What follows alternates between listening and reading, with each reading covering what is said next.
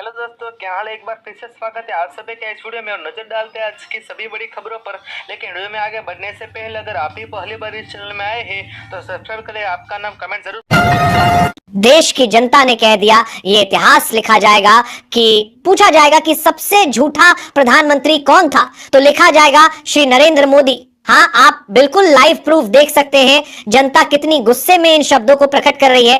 मोदी जैसा प्रधानमंत्री सदियों में एक बार आता है। मोदी जैसा निकम्मा झूठा जुमलेबाज प्रधानमंत्री देश में न हुआ है न आगे होगा। ऐसा क्यों लगता है? इतिहास लिखा जाएगा कि सबसे झूठा प्रधानमंत्री कौन हुआ देश में, तो लिखा जाएगा और नरेंद्र मोदी हुआ झूठा।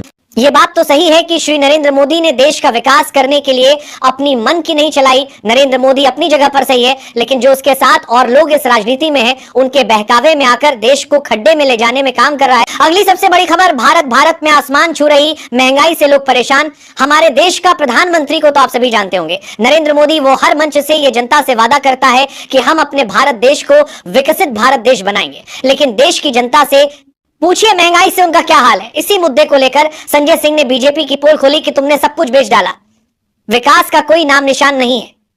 न्यूज पर्पज के लिए एक बार लाइव प्रूफ दीजिए। LIC बेच दिया, बैंक बेच दिया, पोर्ट बेच दिया, सब कुछ बेचने का काम किया। ये आपका मेक इन इंडिया है। जब आपसे पूछा जाता है सरकार की आमदनी क्या है, आप सीना ठोक के कहते हैं अरे हमने तो आमदनी बढ़ा दी, देश का एयरपोर्ट बेच दिया। फिर आपसे पूछा जाता है कुछ आमदनी बढ़ी क्या सरकार की, कहते हैं हाँ बिल्कुल बढ़ा दी, steel authority of India limited बेच दिया। मनरेगा की चर्चा बहुत होती है, मनरेगा का बजट आपने खत्म कर दिया, खाद की सब्सिडी आपने कम कर दी। इसका मतलब जो गरीबों को अन्न देने की योजना है वो भी योजना एकमात्र आपकी दिखावा है, और मार्च के बाद गरीबों को अनाज हिंदुस्तान में मिलना बंद हो जाएगा।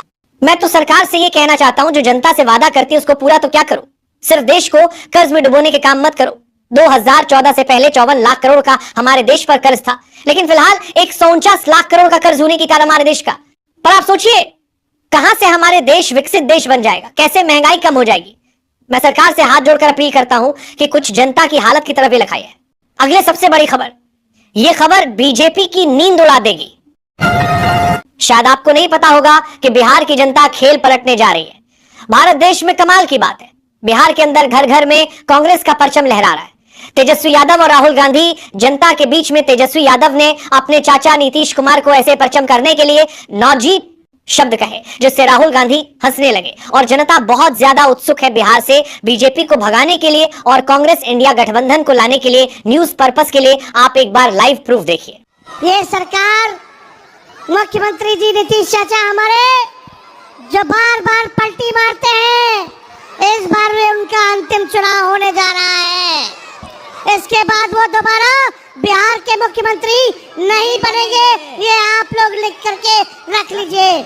ये बात तो हकीकत है, तेजस्वी यादव का चाचा नीतीश कुमार पलटी मार तो है, लेकिन अब नीतीश कुमार का भतीजा इसको सबक सिखा देगा कि मेरी पलटी मारना मेरे लिए अच्छा नहीं रहा। सारे देश की जनता तो एकजुट नहीं है फिलहाल, लेकिन बिहार की जनता भी एकजुट है नई सरकार बनाने के लिए। अगले सबसे बड़े खबर जो आपको हैरान कर रख देगी। यार कमाल की बात है, जी इंडियन आर्मी के सामने हर कोई सैल्यूट करता है, लेकिन बिहार के अंदर आप देख सकते हैं इंडियन आर्मी से मुकाबला कर रही है पुलिस। ये किसकी बेंगारी हुई बात है, आप ही बताइए। जो इंडियन आर्मी देश की रक्षा करती है, लेकिन उसी से मुकाबला किया जा रहा है, ये किस संविधान में लिखा हुआ है? ये सारी हकीकत मैं आपको बताता हूं कि ये तो आपको सभी को पता है कि इस सरकार से पूरा देश की जनता परेशान हो गई है और यहां तक कि इंडियन आर्मी भी परेशान हो गई है। अब इंडियन आर्मी सरकार के विरोध में सड़कों पर उतरी है और प्रशासन उस पर हमला करने के लिए सोच रही है। शायद पुलिस वालों को पता नहीं है, अगर आर्मी वालों ने अपनी असली ताकत दिखा दी तो ये दूर दूर तक भी नजर नहीं आएंगे। चलो बहरहाल, लेकिन हर किसी को ऐसी हालातों को देखकर अफसोस, उन्होंने अपनी मानतों को बीच मान कर रही है होता है। लेकिन एक बात तो है, बीजेपी के अंदर खलबली मचा रखी है जब से राहुल गांधी विपक्ष में आया है। बिहार के अंदर 14-16 नवंबर को इलेक्शन समाप्त हो जाएगा, यही प्रदेश की जनता की हार या जीत हो जाएगी। अगली सबसे बड़ी खबर जो आपको देखना बहुत जरूरी है, अखिलेश यादव ने बताया कि 2027 के अंदर उत्तर प्रदेश से और पूरे देश से भारतीय जनता पार्टी को सस्पेंड नहीं, हमेशा हमेशा भगा देंगे। हाँ, ये अखिलेश यादव ने कहा। आप बिल्कुल न्यूज प्रपोज के लिए लाइव प्रूफ भी देख सकते हैं। 2027 में उत्तर प्रदेश की जनता न केवल सस्पेंड करेगी बल्कि हमेशा हमेशा के लिए विदाई कर देगी।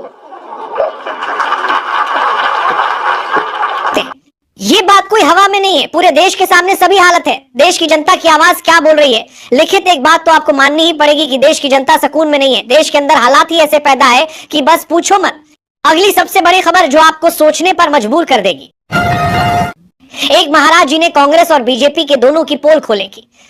दोनों ने वादा किया था कि हम गौ रक्षा करेंगे, लेकिन हमारा देश को मास्क के निर्यात में कौन से नंबर पर, यह खुद महाराज जी ने बताया। और बड़े अफसोस की बात है, अभी लाइव प्रूफ देखिए। न्यूज प्रपोज के लिए 55 वर्ष कांग्रेस ने गाय कटवाने में अपना समर्थन दिया है, हम कह रहे हैं दिया है। उसके बाद 13 साल से बीजेपी की सरकार है। बीजेपी की सरकार में नरेंद्र मोदी ने दावा किया था कि हम गाय की रक्षा करेंगे यदि हमें मौका मिलेगा तो। नरेंद्र मोदी ने भी नहीं की। गाय आज भी कट रही है। यहाँ तक कि दुर्भाग्य की बात यह है, बीफ के निर्यातकों में हमारा देश, बीफ यानी गाय का मांस, गाय के मांस के विक्रेताओं में हमारा देश जो था पहले 9वें नंबर पर था। अब सनातन की पार्टी हमारे देश में बैठी है, पर दुर्भाग्य हमारे लिए ये हो गया है कि मांस निर्यातकों में हमारा देश दूसरे नंबर पर आ चुका है। ये बड़ी पीड़ा की बात है। तो किसी नेता के पुजारी बने हम, ऐसा हमारे स्वभाव में बिल्कुल नहीं है। जो अच्छा काम करे, जो सत्य के रास्ते पर चले, सही कार्य करे, हमारा चेला हो चाहे दुनिया का कोई हो, दिल खोल करके उसको आशीर्वाद दिया जाएगा। और गलत रास्ते पर जो चलेगा उसके ऊपर दिल खोल करके प्रहार किया जाए। महाराज जी ने ये सबसे अच्छी बात की है कि हम किसी नेता के पुजारी बन, ये संभव नहीं है। हम उनके साथ हैं जो हिंदू हो या मुसलमान, जो सच के साथ में हो, हक के साथ में हो और ईमानदारी पर हो। ऐसे नेताओं के साथ हम नहीं जाना चाहते जो सिर्फ झूठ और फीके खोखले वादे करते हैं। अगली वीडियो खबर जिसको देखकर आपको अपनी राय भी देनी है। बीजेपी के नेता बीजेपी की सफाई देते हुए कांग्रेस पर टिप्पणी करी कि कांग्रेस ने हमेशा झूठे वादे किए और गरीबी हटोड़ने का नारा दिया। पहले आप इस नेता का भाषण सुनिए, फिर इसके बारे में आप राय देना। कांग्रेस के लोगों ने हमेशा गरीबी हटाने का नारा दिया, हमेशा लोगों को धोखे में रखा और आज भी वो धोखे में रखना चाहते हैं। अभी कह रहे हैं कि इसमें सरकार, अरे भाई तुम्हारे पाप हैं, आपने कितने लोगों का जीवन बर्बाद किया, आपने कितने युवाओं को खून के आंसू रुलाने का काम किया। इन भाषणों को सुनते हुए मैं सरकार से यह सवाल करना चाहता हूं, बीजेपी को इस देश के अंदर 20 साल हो गए, राज करते करते देश के अंदर कौन सी ऐसी जगह है जहां पर आपने विकसित जगह बनाए जिससे लोग विकास का नारा लगा सके। अगली बड़ी खबर जिससे भाजपा वालों को शर्म आनी चाहिए। ऐसा मैं नहीं बाबा जी बोल रहे हैं कि ये बोल रहे हैं कि मोदी को हम लाए। जब मोदी 2014 में प्रधानमंत्री बना, जो हमने लाखों रुपए खर्च करके उत्सव मनाया और मनमोहन सिंह के खिलाफ प्रदर्शन किया, हमें भरोसा था। बहुत बड़ा भरोसा दी। आपको नहीं पता है, आप यहाँ हो, लेकिन जब ये प्रधानमंत्री बने थे ना तो लाखों रुपया खर्च करके हमने उत्सव मनाया था। मनमोहन सिंह के खिलाफ आंदोलन हमने किया था।